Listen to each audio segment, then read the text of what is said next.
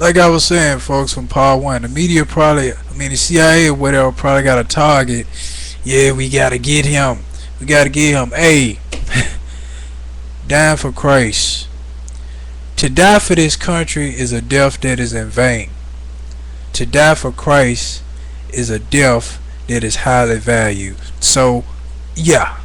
You know what? And I'm gonna tap on that in a sec. You know, while I'm on that, so I won't drift away and get too far deep into where I was going. You know, a lot of people, I asked a question to a lot of people, would you die for this country? A lot of people say, yeah, I die for this country. Yeah, you know, this so-called patriot, right? The whole patriot thing. Okay, so I talked to a coworker today at work, and I said, you know what? If a guy took a 64 Chevrolet, I was just picking a car at random that some people really like. I said, if a guy took a 64 Chevrolet and he decked it out, you know, the classy or glassy paint job, the interior's all nice and luxurious, the engine got a complete overhaul, you know, engine, a monstrous engine, just everything in tic tac, and he is obsessed with this car. He said, this is the greatest car I ever built, or the greatest car I ever drove. And he died for that Chevy. Would that be a death that's worth it? You know what? No, it would not. Because that Chevrolet, or no, what I initially said was, what if that Chevrolet that he created caught on fire? How would he feel then? Would he feel he lost everything? Would he feel that, oh no, his life was poured into this Chevrolet, and now all of a sudden, hey, you know, I have no reason to live anymore because my Chevrolet caught on fire. So no. The same way with this country. This country goes up in flames, big deal. And there's so many people fear, oh no, our country. People, Jesus don't care for America. Jesus cared for Jerusalem. In scripture, Jesus didn't weep over America. Jesus wept over Jerusalem. In Revelation chapter 21, Jesus talking about Jerusalem dressed as a beautiful bride, not America. This country gonna go. I'm sorry, folks. It's gonna go. That's why I always tell people, did Lot complain? You know, when Lot was in Sodom and Gomorrah, Lot didn't argue with the angels. Lot didn't argue with God. He didn't say, you know, now I grew up here, my family, the childhood memories of my daughters. No, Lot said, okay, I'm gone. Because Lot was for God. Lot went for Sodom and Gomorrah. So here's the question, people. Are you for America or are you for God? Are you for America or are you for God? That is the question. Because people thinking that their lives are finna end because the country is finna end. That's where the contradiction comes in at on who really for God and who really for this country. Like I said, to die for this country is a death in vain. To die for this country is like a guy dying for that 1964 Chevrolet I just described. It's a death not even worth it. Because he died for his car, that it stays all nice and shiny and decked out and pretty, and while he is going 6 feet under the grave, a family member or somebody sell it, and that person that gets it burn rubber in it, dogs it out, smoke, drink in it, some everything. Got cigarette butts all on the floor. All the things that person who originally created the car did not want to happen to the car, all of a sudden happens after he is deceased. So these people who are dying for the freedom of this country, that the freedom or the so-called freedom of this country will still exist, death is in vain.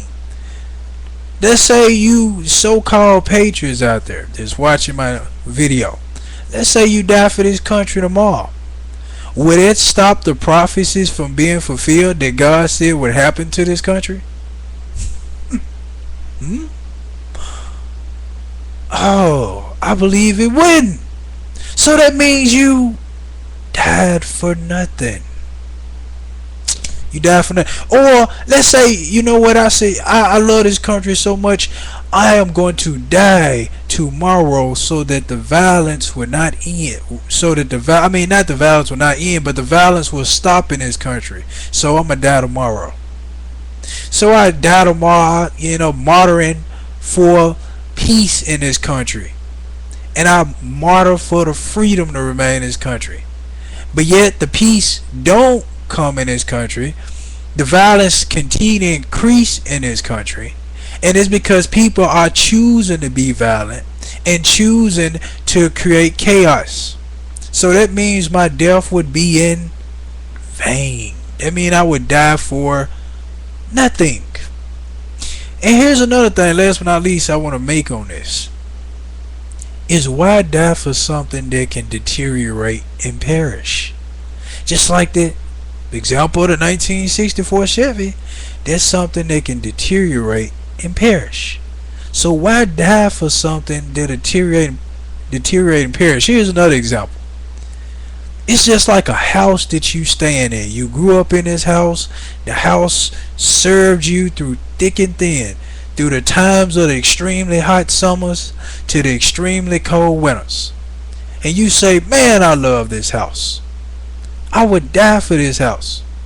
So you end up dying in that house, and down a months or several years later, the house ended up getting demolished. That means your death was in vain, right? Because you died for this house, that the house get preserved. You died that it get preserved. So your family members, generations of your family members can enjoy the same excitement or the same comfort that you felt in that house. But that house ended up getting demolished. It ended up falling apart later on down the road. That means your death was in vain, right?